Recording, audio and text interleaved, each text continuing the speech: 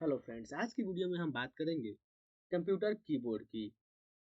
इस वीडियो में हम देखेंगे कि कंप्यूटर के कीबोर्ड में कितने प्रकार के बटन्स होते हैं और उनका क्या क्या उपयोग होता है। तो आइए वीडियो को शुरू करते हैं। वीडियो शुरू करने से पहले अगर आप हमारे चैनल पर नए हैं तो चैनल को सब्सक्राइब जरूर कीजिए। Keyboard keyboard electromechanical input device है जिसका प्रयोग कंप्यूटर में अल्फा न्यूमेरिक डेटा डालने तथा कंप्यूटर को निर्देश देने के लिए किया जाता है। सामान्य रूप से उपयोग होने वाले कीबोर्ड में 104 बटन होते हैं। कंप्यूटर में लिखने का तात्पर्य कीबोर्ड के बटन को दबाना होता है। कार्य और उपयोग के अनुसार कीबोर्ड के बटनों को 6 समूहों में बांटा गया है। अर्थात कीबोर्ड के जितने बटन होते हैं उनको कुल 6 समूहों में अलग अलग बांटा गया है, जिसमें पहला है अल्फाबेटिक की। अल्फाबेटिक की संख्या कीबोर्ड में 26 होती है और ये QWERT से स्टार्ट करके 3 रॉ में बटे होते हैं, जिसमें बीच वाले रॉ को हम कहते हैं होम रॉ, ऊपर वाले को अपर रॉ और नीचे वाले को लोअर रॉ कहा जाता है। वहीं कीबोर्ड में जहां अल्फाबेटिक की व्यवस्थित होते हैं, इनके ऊपर नंबर्स की एक श्रृंखला होती है, यानी कि 1 2 3 4। ये भी अल्फाबेटिक की के मेन की में ही आते हैं। दूसरा कीबोर्ड ग्रुप है फंक्शनल की। फंक्शनल की ये कीबोर्ड के सबसे ऊपर F1 से F12 तक अंकित बटन होते हैं। इसका कार्य प्रयोग की जाने वाले सॉफ्टवेयर पर निर्भर करता है, यानी कि जिस सॉफ्टवेयर का हम उपयोग करते हैं उस सॉफ्टवेयर के अनुसार फंक्शनल की का प्रयोग बदल जाता है। ये कुल F1 से लेकर के F12 तक इनकी संख्या 12 होती है और इनके हम कार्य देख लेते हैं। F1 का उपयोग हेल्प के लिए किया जाता है, यानी किसी भी एप्लीकेशन में अगर हमें हेल्प चाहिए हो तो हम F1 प्रेस करेंगे तो हमें हेल्प विंडोज खुल जाएगी। F2 का उपयोग रीनेम के लिए किया जाता है, यानी कि अगर हम सिलेक्टेड फाइल फोल्डर या प्रोग्राम को किसी भी प्रोग्राम को सेलेक्ट करके अगर हम F2 प्रेस करते हैं तो वह फाइल रीनेम होने के लिए तैयार हो जाएगी, जो कि हम राइट क्लिक करके रीनेम पे क्लिक करके लाते हैं। F3 का उपयोग फाइंड के लिए किया जाता है, जो कंट्रोल F से किया जाता है। और F4 का उपयोग अगर हम अल्ट के साथ करते हैं तो यह क्लोज यानी किसी भी ओपन विंडोज को क्लोज करने के लिए किया जाता है। F5 का उपयोग रिफ्रेश करने के लिए किया जाता है।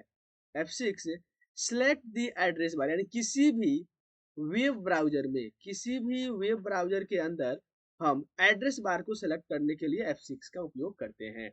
F7 का उपयोग स्पेलिंग एंड ग्रामर चेकिंग के लिए किया जाता है, यानी कि हम सेलेक्टेड टेक्स्ट या सेलेक्टेड वर्ड को किसी भी वर्ड को सेलेक्ट कर लेते हैं और F7 प्रेस करते हैं तो स्पेलिंग चेक और ग्रामर चेक का एक विंडोज हमारा खुल जाता है। F8 सेफ मोड, अगर हम विंडोज को यानी कि कंप्यूटर को बूट होते समय F8 प्रेस करते हैं तो सेफ मोड में हमारा कंप्यूटर ऑन होता है। उसके बाद है F11, इसका उपयोग फुल स्क्रीन के लिए किया जाता है, यानी कि जब भी हम किसी वेब ब्राउजर में सर्फिंग कर रहे हो या किसी दूसरे प्रोग्राम को जिसमें वेब ब्राउजर की तरह सपोर्टिंग पावर होते हैं, तो उसमें अगर हम F11 प्रेस करते हैं तो ये फुल स्क्रीन कि मतलब कि हमारा जो प्रोग्राम है वो फुल स्क्रीन में ओपन हो जाएगा। और F12 का उपयोग सेव एज के लिए किया जाता है।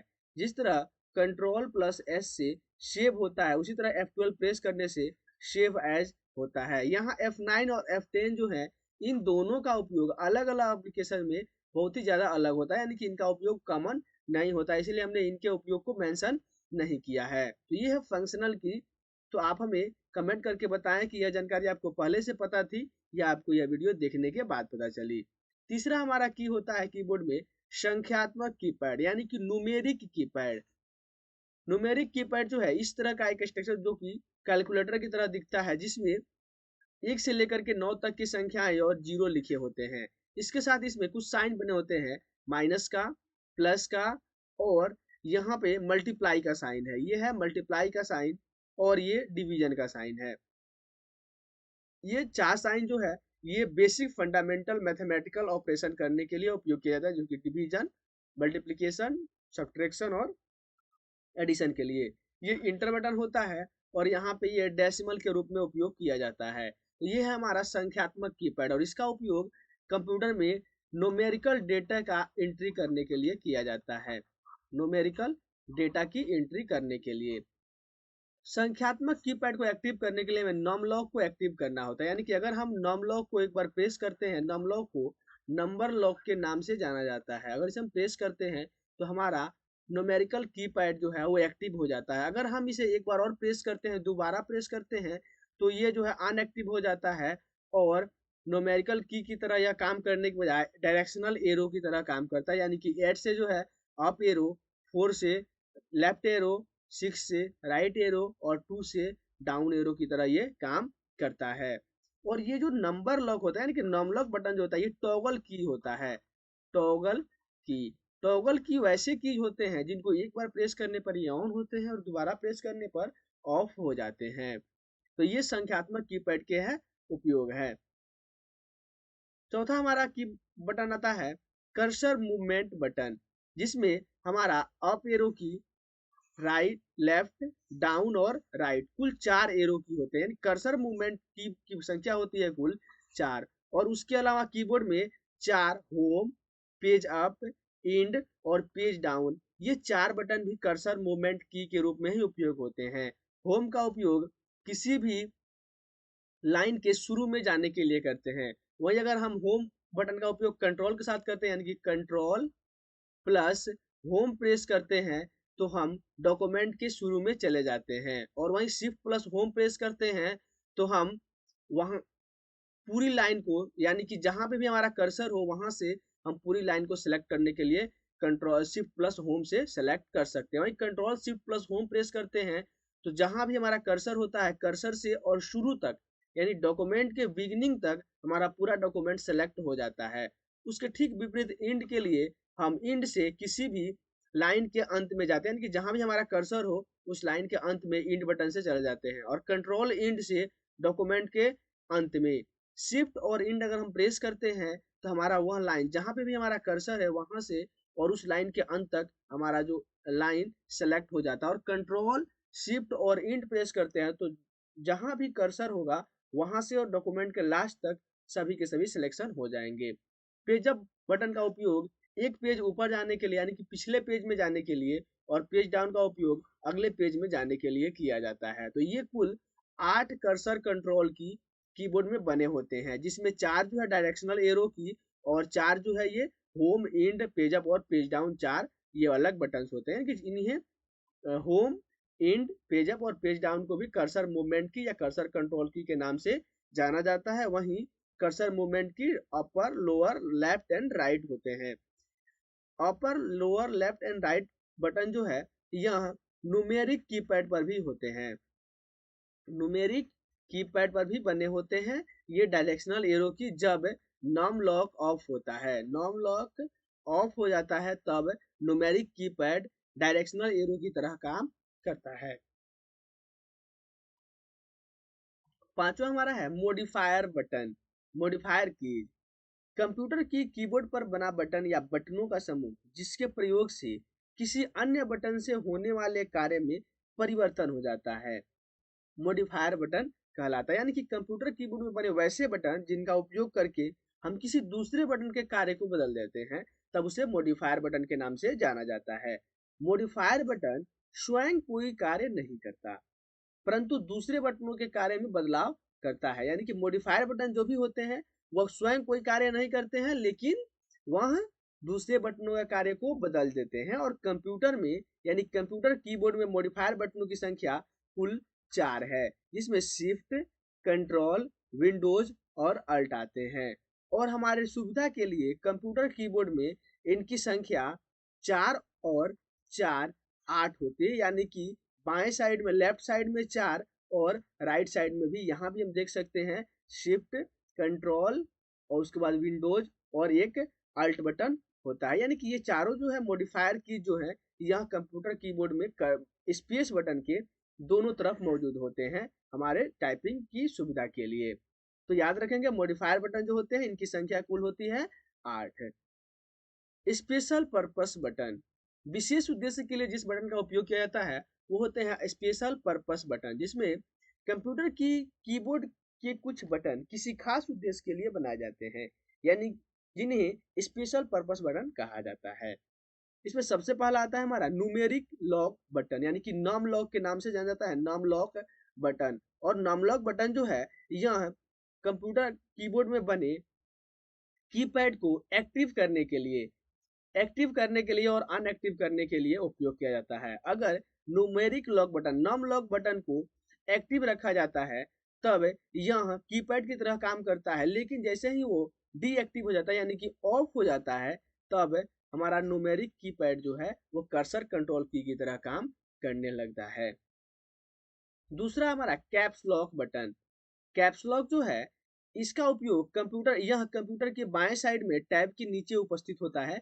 यहाँ आप देख सकते हैं कैप्स लॉक है, और इसका उपयोग कंप्यूटर में कैपिटल लेटर और स्मॉल लेटर टाइप करने के लिए किया जाता है। जब कैप्स लॉक ऑन होता है तब कंप्यूटर में लिखे जाने वाले यानी कीबोर्ड से लिखे जाने वाले हर एक अल्फाबेट कैपिटल लेटर में दिखते हैं। और कैप्स लॉक ऑन रहने पर यहाँ पे कैप्स लॉक नाम का एक बटन होता है, यानी कि एक लाइट होती है जो जल जाती है, यानी कि हमेशा वार्निंग करने लगती है, जलने लगती है। तब हम लिखते समय जब भी हम लिखेंगे तो ये कैपिटल लेटर में लिखा जाता है, और वहीं जब ये ऑफ रहता है तो जो कुछ भी हम लिखते हैं वो स्मॉल में लिखा जाता है। अगला है हमारा शिफ्ट बटन। इसे संयोजन बटन कॉम्बिनेशन की भी कहते हैं, क्योंकि इसका उपयोग किसी और बटन के साथ किया जाता है। शिफ्ट बटन जो है कीबोर्ड में इनकी संख्या 2 होती है, एक बाएं साइड में और एक दाहिनी तरफ है। इनकी संख्या 2 होती है और इनको संयोजन बटन यानी कॉम्बिनेशन बटन के नाम से जाना जाता है। जैसा कि हमने देखा है कि यहाँ पे अगर कैप्स लॉक ऑन रहता है तब हमारा कैपिटल लेटर हम लिखते हैं, और जब कैप्स लॉक ऑफ रहता है तो हम स्मॉल लेटर लिखते हैं। वहीं जब कैप्स लॉक ऑफ रहेगा या ऑन रहेगा, कैप्स लॉक अगर ऑफ रहता है तो हम जानते हैं कैप्स लॉक ऑफ रहने पर स्मॉल लेटर लिखते हैं, लेकिन अगर हम शिफ्ट के साथ किसी भी कैरेक्टर को प्रेस करें तो वह कैपिटल होगा, यानी कि कैप्स लॉक के विपरीत दिशा में यह काम करता है शिफ्ट। अगर हमारा कैप्स लॉक ऑफ है और हमें कैपिटल लिखना है तो शिफ्ट के साथ हम किसी भी अल्फाबेटिकल कैरेक्टर को प्रेस करेंगे तो वह कैपिटल लेटर में होगा। वहीं अगर कैप्स लॉक ऑन रहता है तो हम शिफ्ट के साथ अगर प्रेस करते हैं किसी की को तो वह स्मॉल लेटर में वह दिखने लगेगा। उसके अलावा बहुत से की ऐसे होते हैं जिसमें 2 सिंबल बने होते हैं, एक नीचे और एक ऊपर। जैसे यहाँ पे एक और ऊपर है एक्सक्लेमेशन मार्क, 2 @ 3 हैशटैग 4 डॉलर का साइन। तो ऊपर वाले साइन को लिखने के लिए जो ऊपर का साइन दिख रहा है यहाँ पे, इसको लिखने के लिए हम शिफ्ट के साथ अगर हम 7 को प्रेस करते हैं तो एंड, जो एंड इस तरह का होता है, ये हमें देखने को मतलब कि ये हम लिख पाएंगे। उस तरह अगर हमें @ लिखना है तो शिफ्ट के साथ हम 2 प्रेस करते हैं, शिफ्ट +2 अगर हम प्रेस करते हैं तो हमें रिजल्ट के रूप में @ साइन मिलता है। तो शिफ्ट जो है वो संयोजन की यानी कि कॉम्बिनेशन की के नाम से भी जाना जाता है, क्योंकि इसका उपयोग किसी दूसरे बटन के साथ भी होता है। अगला हमारा है टैब बटन, टैब की। इसका उपयोग कर्सर को एक निश्चित दूरी तक कूदाते हुए ले जाने के लिए किया जाता है, यानी कि अगर हमें हमारा कर्सर यहाँ पे है, एक निश्चित दूरी पे हमें कर्सर को ले जाना है तो हम इसके लिए टैब का उपयोग करते हैं, और इस दूरी को हम अपने अपने हिसाब से सेटिंग करके कम या ज़्यादा भी कर सकते हैं कि एक बार में टैब पे हमारा कर्सर कितनी दूरी तय करेगा। या हम देख सकते हैं टैब बटन जो है कैप्स लॉक के ठीक ऊपर होता है। अगर हम टैब बटन को नॉर्मली प्रेस करते हैं तो हमारा कर्सर आगे की तरफ जाता है, वहीं अगर हम शिफ्ट के साथ टैब प्रेस करते हैं, शिफ्ट प्लस टैब, देन हमारा जो कर्सर है वो पीछे की तरफ मूव करता है, यानी कि आगे जाने के लिए हम नॉर्मली शिफ्ट प्रेस करेंगे, टैब प्रेस करेंगे, और अगर हमें पीछे जाना है तो शिफ्ट प्लस टैब प्रेस करेंगे तो हमारा कर्सर जो है वो पीछे की तरफ जाएगा। इंटर बटन कंप्यूटर को दिए गए निर्देशों को कार्यान्वित करने के लिए तथा स्क्रीन पर टाइप डेटा को कंप्यूटर में भेजने के लिए इंटर बटन का प्रयोग किया जाता है, यानी कि इंटर बटन का प्रयोग करके हम किसी भी प्रोग्राम को एक्सेस कर सकते हैं। इंटर का मतलब ही होता है शामिल होना या जाना। वर्ड प्रोसेसिंग प्रोग्राम में नया पैराग्राफ या नई लाइन बनाने के लिए आरंभ करने के लिए इंटर बटन का इंटर बटन का उपयोग किया जाता है। यहाँ देख सकते हैं कीबोर्ड में इंटर बटन की संख्या 2 होती है, एक है यहाँ अल्फाबेटिकल की में और दूसरा न्यूमेरिक कीपैड में। और इंटर बटन का साइन जो है वो इस तरह का दिखता है हमें ऊपर से नीचे ऐसे। ये इंटर का साइन है। तो इनका उपयोग कंप्यूटर में नई लाइन बनाने के लिए या किसी भी डेटा में एंट्री करने के लिए या किसी भी प्रोग्राम में एंट्री करने के लिए किया जाता है। उसके बाद आता है एस्केप की, जिसको ESC के नाम से भी जाना जाता है। इस बटन का प्रयोग पिछले कार्य को समाप्त करने या चालू प्रोग्राम से बाहर जाने के लिए किया जाता है। जैसे पावर पॉइंट में PPT में अगर चल रहे स्लाइड को बंद करना हो तो हम ESC एस्केप की का प्रयोग करते हैं, या किसी भी पॉपअप मेनू को बंद करना हो तो भी हम एस्केप की को सिंपली प्रेस करते हैं, तो हमारा वह प्रोग्राम बंद हो जाता है। यहाँ हम देख सकते हैं कंप्यूटर कीबोर्ड में ESC एस्केप की जो है यह सबसे अपर लेफ्ट कॉर्नर पे होता है, और इसका उपयोग चल रहे प्रोग्राम या फिर किसी भी कार्य को समाप्त करने के लिए किया जाता है। अगला हमारा back space button. Back space button, इसका प्रयोग कर्सर के ठीक बाईं ओर स्थित कैरेक्टर या स्पेस को एक एक कर मिटाया जाता है। यानी कि अगर हम बैक स्पेस का यूज करते हैं तो जहां भी हमारा कर्सर होगा इसके बाईं तरफ का डेटा एक एक करके डिलीट होगा। यानी कि एक बार प्रेस करेंगे तो एक डेटा यानी कि एक अक्षर एक कैरेक्टर जो है वो डिलीट होगा। या हम देख सकते हैं कीबोर्ड में यहाँ एंटर की के ऊपर होता है बैक स्पेस की, जिसमें एक पीछे की तरफ एरो बना होता है तीर, इसका मतलब होता है बैक स्पेस। यानी कि यहाँ से जो कर्सर जहाँ पे बिंग रहेगा वहां से एक एक कैरेक्टर बाएं की तरफ डिलीट होते चला जाएगा। इसके बाद आता है delete button. Delete button back space button के ठीक विपरीत होता है, क्योंकि बैक स्पेस बटन कर्सर के बाद कर्सर से बाईं तरफ डेटा डिलीट करता है, वहीं डिलीट बटन जो है इसका प्रयोग ठीक दाईं ओर स्थित यानी कर्सर के ठीक दाईं ओर स्थित कैरेक्टर या स्पेस को एक एक कर मिटाने का काम किया जाता है। यानी कि अगर यहाँ पे कर्सर है तो इसके दाहिने ओर जितने भी कैरेक्टर होंगे इनको एक एक करके डिलीट करने के लिए डिलीट बटन का प्रयोग किया जाता है। इसे डेल के नाम से भी जाना जाता है। डिलीट बटन को डेल के नाम से भी जाना जाता है। यहाँ देख सकते हैं यहाँ जो है यहाँ पे डिलीट की बना हुआ जो कर्सर मूवमेंट की home and page up page down के साथ लगा हुआ है, ये है आपका डिलीट की, जिसे स्पेशल पर्पस की के नाम से भी जाना जाता है और इसको डेल भी कहा जाता है, डेल डिलीट की के नाम से। अगला हमारा है प्रिंट स्क्रीन बटन। इसका उपयोग स्क्रीन पर दिखने वाले सभी ऑब्जेक्ट को प्रिंट करने के लिए किया जाता है। यानी कि अगर हम प्रिंट स्क्रीन बटन का उपयोग करते हैं तो स्क्रीन पे दिखने वाले जो भी ऑब्जेक्ट होंगे यानी कि जो कुछ भी हमारे स्क्रीन पे दिखेगा उसे हम प्रिंट कर सकते हैं। इस बटन के उपयोग से स्क्रीन का फोटो क्लिक होकर क्लिप बोर्ड में संग्रहित रहता है, जिसे किसी भी प्रोग्राम में पेस्ट किया जा सकता है। यानी कि अगर हम एक बार प्रिंट स्क्रीन बटन प्रेस कर देते हैं यहाँ से अगर हम प्रिंट स्क्रीन बटन प्रेस कर देते हैं तो हमें किसी भी प्रोग्राम में जाकर के जो वहां पे हमें CTRL+V यानी कंट्रोल+V पेस्ट प्रक्रिया करनी होगी, तब हमें हमारा स्क्रीन जो है वो क्रॉप्ड स्क्रीन हमें दिखेगा और हमारा स्क्रीन पूरा स्क्रीन एक साथ जो है वहाँ प्रिंट हो जाता है। तो ये है प्रिंट स्क्रीन बटन का उपयोग, ये सबसे ऊपर जो है वो स्थित रहता है। इसके बाद हमारा स्पेस बार। स्पेस बार जो है कीबोर्ड में सबसे निचली पंक्ति में बीच में स्थित सबसे लंबा बटन है। याद रखेंगे स्पेस बार जो है वह कंप्यूटर कीबोर्ड में सबसे लंबा बटन होता है। यहाँ देख सकते हैं आप कि इसकी लंबाई कितनी ज्यादा है और इसको दबाने के लिए टाइपिंग करते समय यानी डेटा एंट्री करते समय सामान्य रूप से अंगूठे से इसे प्रेस किया जाता है। तो आज की वीडियो में बस इतना ही, फिर मिलते हैं अगली वीडियो में। आपको यह वीडियो कैसी लगी आप हमें कमेंट करके जरूर बताएं और अपडेट पाने के लिए चैनल को सब्सक्राइब जरूर कीजिए। जय हिंद।